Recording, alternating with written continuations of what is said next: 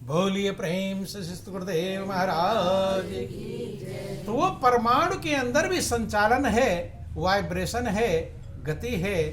इसका मतलब कि उसमें भी परमात्मा की पावर मौजूद है।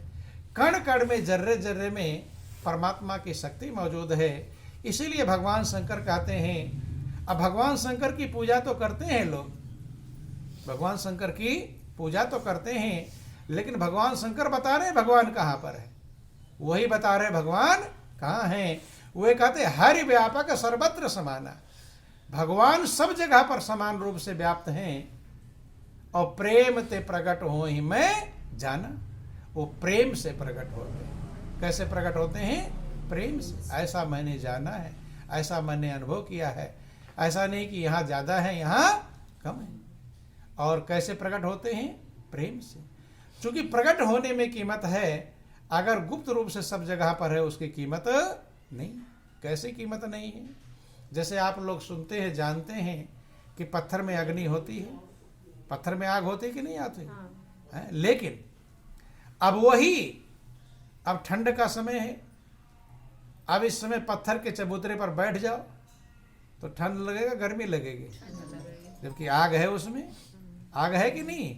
अग्नि मौजूद है। और पत्थर की अग्नि ऐसी होती है, 100 साल पानी में डुबा के रख दोगे लेकिन पत्थर की अग्नि खत्म होने वाली नहीं। महापुरुष कहते हैं जैसे पत्थर की अग्नि खत्म नहीं होती, ऐसे प्रीति जिसे कहते हैं वो प्रीति कभी खत्म नहीं, प्रीति पुरानी नहीं होती है। कि प्रीति पुरानी न होत है जो तम से लाग, और 100 बरसा जल में रहे पत्थर न छोड़े आग। जिसे प्रीति कहते हैं, जिसे प्रेम कहते हैं, प्रेम कभी पुराना नहीं होता, प्रेम घटता नहीं। और जो घट जाए उसे प्रेम कहते नहीं, उसे मोह कहते हैं। क्या कहते हैं? ये प्रेम और मोह में अंतर है। लोग मोह को ही प्रेम समझ लेते हैं और इसलिए धोखा खाते हैं। प्रेम आनंद का भंडार है, परमात्मा ही प्रेम का स्वरूप है, परमात्मा प्रेम का भंडार है। लेकिन दुनिया में लोग मोह को क्या समझ लेते हैं? प्रेम। और जो घट जाए उसे प्रेम कहते नहीं। और दुनिया का प्रेम घटेगा ही घटेगा, घटता ही घटता है। और जितना प्रेम घटेगा आप उतना ही बेचैन होंगे, अशांत होंगे, चिंतित होंगे। क्योंकि आत्मा वह प्रेम ढूंढ रही है जो घटे नहीं। आत्मा उस प्रेम की तलाश कर रही है जो प्रेम कभी घटे नहीं। और उसे ही प्रीत कहकर पुकारा गया। बंधु, जो घट जाता है उसे प्रेम नहीं कहते, उसे क्या कहते हैं? मोह। और मोह ही दुखों की जड़ है। मोह क्या? दुखों की जड़। कि मोह सकल व्याधिन कर मूला, और तिन ते पुनि उपजई बहुसूला। मोह ही सारे दुखों की जड़ है। जहां आपको मोह लगा रहेगा वहीं से आपको दुख आएगा, चिंता आएगी, बेचैनी आएगी। लेकिन महापुरुष कहते हैं प्रेम कभी पुराना नहीं होता। प्रीति मीरा कहती है दिन दिन बढ़त सवायो, मेरा प्रेम प्रभु के चरणों में दिन दिन 1.25 गुना बढ़ता है। कैसे बढ़ते हैं? 1.25 गुना। आज इतना है तो कल 1.25 गुना बढ़ जाएगा बंधुओं। और आत्मा उसी प्रेम का इंतजार कर रही है। जब प्रभु का प्रेम मिलता है तब आत्म तृप्ति होती है, आत्म संतुष्टि होती है। बिना मालिक के प्रेम को पाए, चाहे धन दौलत कार कोठी बिल्डिंग इमारत परिवार पुत्र सब कुछ मनुष्य प्राप्त कर ले, लेकिन अंदर में संतुष्टि मिलने वाली नहीं, आत्मर्भ में तृप्ति नहीं मिलेगी। आपको एहसास नहीं होगा कि अब हम मगन हो गए, अब संतुष्ट हो गए, अब हमारा जीवन सार्थक बन गया। तो बंधुओं ध्यान देना, भगवान शंकर की पूजा करने वाले को समझना चाहिए, भगवान शंकर की बात माननी चाहिए कि भगवान हर जगह पर मौजूद हैं। और कैसे प्रकट होंगे? वो प्रेम से प्रकट होंगे। उस प्रेम का तलाश हमें करना चाहिए जिसके द्वारा भगवान प्रकट होते। बंधु ध्यान देना, सर्वव्यापी, सब जगह व्यापक हैं। चूंकि भगवान शंकर ने हर जगह पर ध्यान लगा कर देखा, क्या लगाया? ध्यान। जहां पर ध्यान लगाया वहीं पर प्रभु ने दर्शन प्रदान किया। तभी तो कहते हैं, सुनकर नहीं कहते, जब उन्होंने प्रैक्टिकल कर लिया, कहीं भी जहां भी चले जाते वहीं प्रभु का ध्यान लगाते और वहीं प्रभु दर्शन देते, तब उन्होंने कह दिया कि हर व्यापक सर्वत्र समाना और प्रेम ते प्रकट हो मैं जाना। भगवान सब जगह समान रूप से व्यापक हैं, मौजूद हैं कि जर्रे जर्रे में है झांकी भगवान की और किसी सूझ वाली आंख ने पहचान। छोटा सा भजन है, बोलो वृंदावन बिहारी लाल की, बोलो सब संतों की, कि जर्रे जर्रे में है झांकी भगवान की, किसी सूझ वाली आंख ने पहचान की। जर्रे जर्रे में है झांकी भगवान की, किसी सूझ वाली आंख ने पहचान की। नामदेव ने पकाई रोटी कुत्ते ने उठाई, नामदेव ने पकाई रोटी कुत्ते ने उठाई, पीछे घी का कटोरा लिए जा रहे, पीछे घी का कटोरा लिए जा रहे। प्रभु रूखी तो ना खाओ, थोड़ा घी तो लेते जाओ, प्रभु रूखी तो ना खाओ, थोड़ा घी तो लेते जाओ। रूप अपना क्यों मुझसे छुपाए रहे, रूप अपना क्यों मुझसे छुपाए रहे। तेरा मेरा एक नूर फिर काहे को है दूर, तेरा मेरा एक नूर फिर काहे को है दूर। तैने सकल बनाई है श्वान की, तैने सकल बनाई है श्वान की। मुझे ओढ़नी ओढ़ा दी इंसान की, मुझे ओढ़नी उड़ाई इंसान की। जर्रे जर्रे में है झांकी भगवान की, किसी सूझ वाली आंख ने पहचान की। जर्रे जर्रे में है झांकी भगवान की, किसी सूझ वाली आंख ने पहचान। कहानियां आप सुनते हैं, नामदेव हुए दक्षिण भारत संत हैं, उनके गुरु ने उनको हृदय में परमात्मा का ज्ञान करा दिया, परमात्मा का क्या स्वरूप होता है। जब अपने हृदय में पहचान जाते हैं तो सबके हृदय में पहचान जाते हैं। जब तक अपने हृदय में आप पहचान नहीं पाएंगे, तब तक दूसरे के हृदय में कैसे जान पाएंगे कि दूसरे के हृदय में प्रभु मौजूद है। जैसे चाय बनकर आती है और चाय आप पीते हैं, अब आपको लगा कि इसमें चीनी नहीं पड़ा है, तो अब जान जाते हैं कि नहीं सबके चाय में चीनी नहीं है, जान जाते कि नहीं, दूसरे का तो नहीं पिया, पिया अपना, अपना पीने से जान गए कि सबके चाय में चीनी, और कभी अपने घर गुस्सा भी हो जाते हैं कि चीनी नहीं डाला। ऐसे ही जब आप अपने हृदय में उस परमात्मा का विवेक कर लेंगे, ज्ञान कर लेंगे, पहचान कर लेंगे, तब सभी के अंदर आप समझ जाएंगे जैसे मेरे हृदय में प्रभु हैं ऐसे सबके हृदय में प्रभु। और जो सबके हृदय में विवेक आ जाएगा तब आपका ईर्ष्या द्वेष खत्म हो जाएगा। क्या हो जाएगा? खत्म हो जाएगा। बोलो वृंदावन बिहारी लाल। क्यों? क्योंकि अगर आप ये जानते हैं कि परमात्मा सबके हृदय में मौजूद हैं और उन्हीं से हम प्रेम कर रहे हैं। किससे प्रेम कर रहे हैं? उन्हीं से।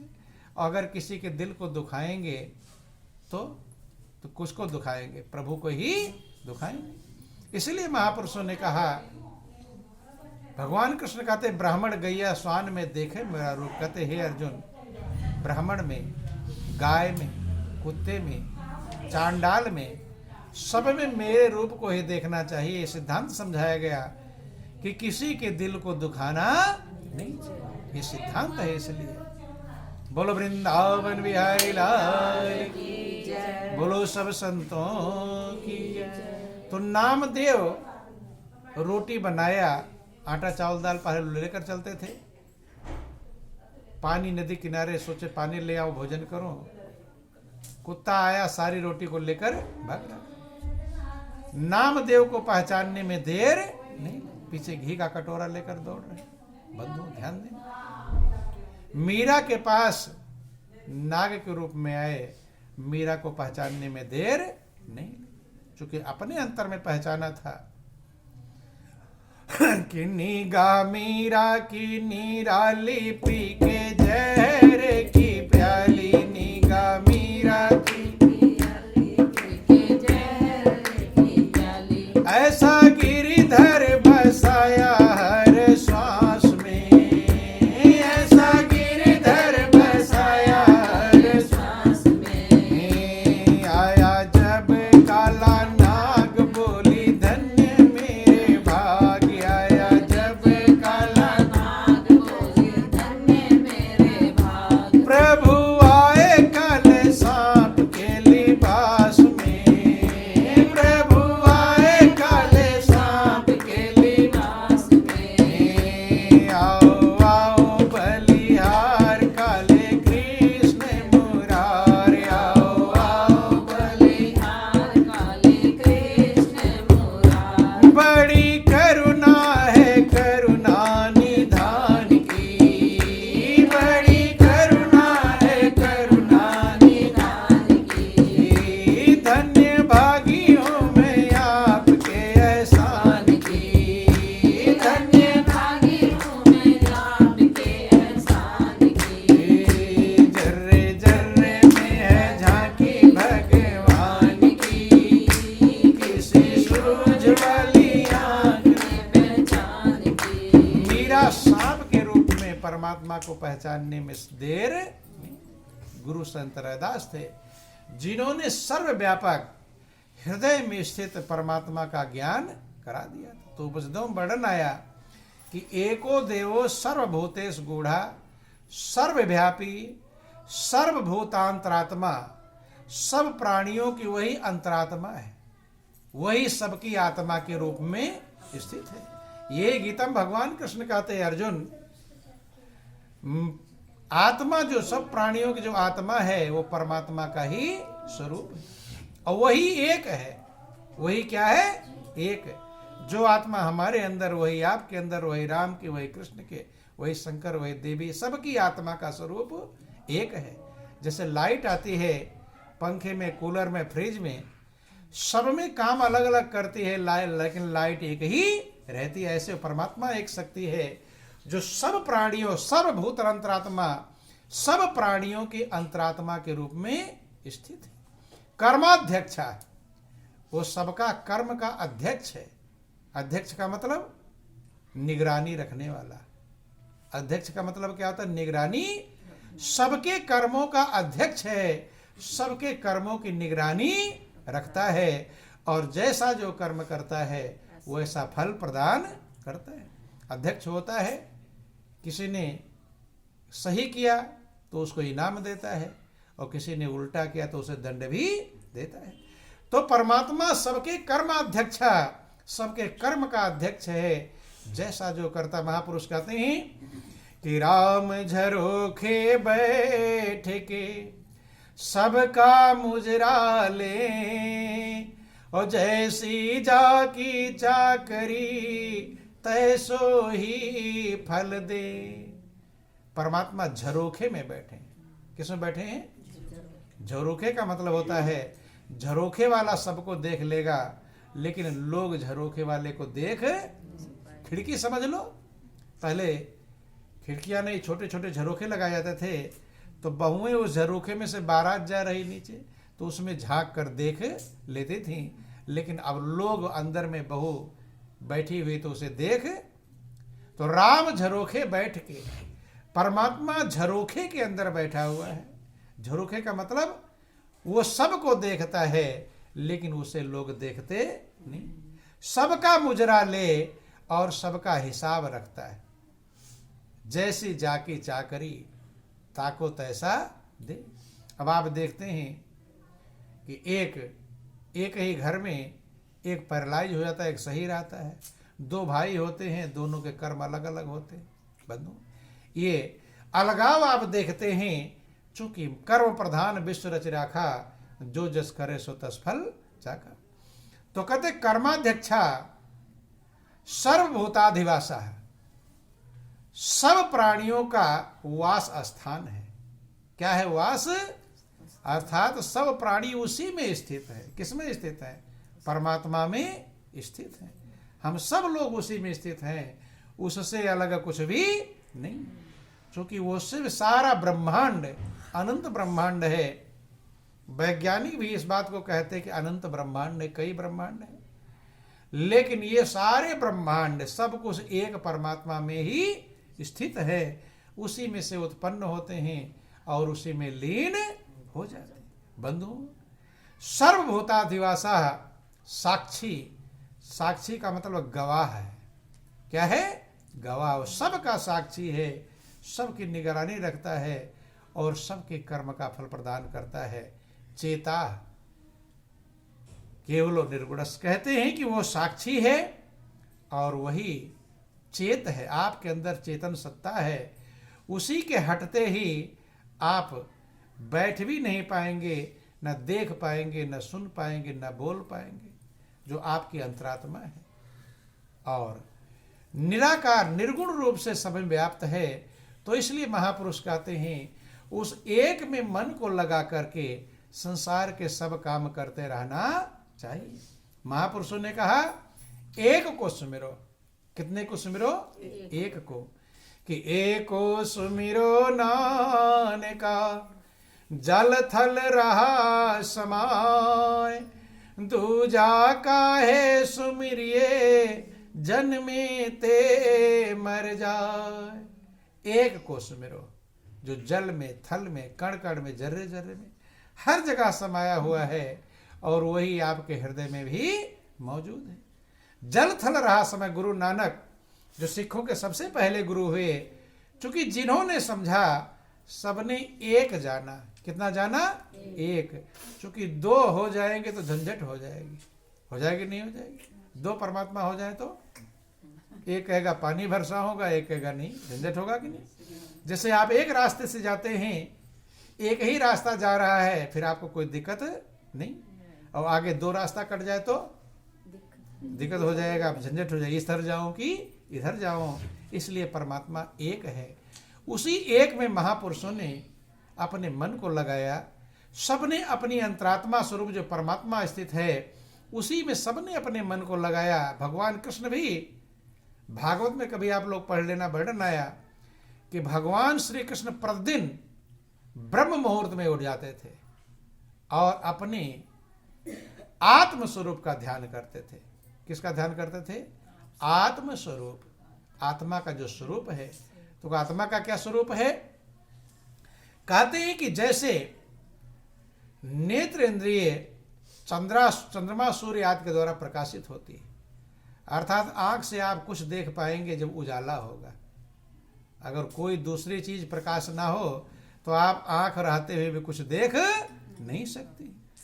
और चंद्रमा सूर्य नेत्र इंद्रिय प्रकाशित होते हैं, लेकिन वो आत्म स्वरूप दूसरे के द्वारा प्रकाशित नहीं, वो स्वयं प्रकाश है। कैसा है?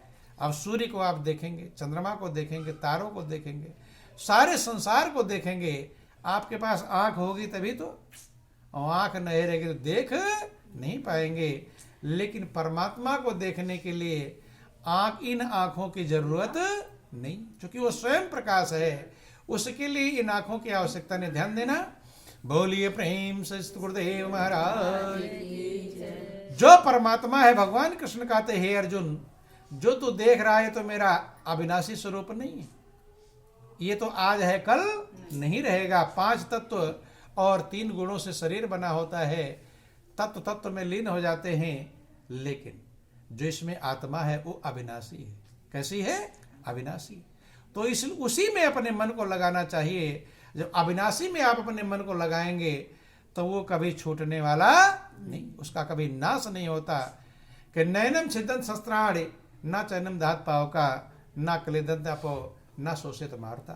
कि हे अर्जुन, ये जो आत्मा अविनाशी है उसे कोई शस्त्र काट नहीं सकते, अग्नि उसे जला नहीं सकती, जल गीला नहीं कर सकता और वायु सुखा सकता नहीं। वो अविनाशी है, वो अविनाशी सबके हृदय में मौजूद है।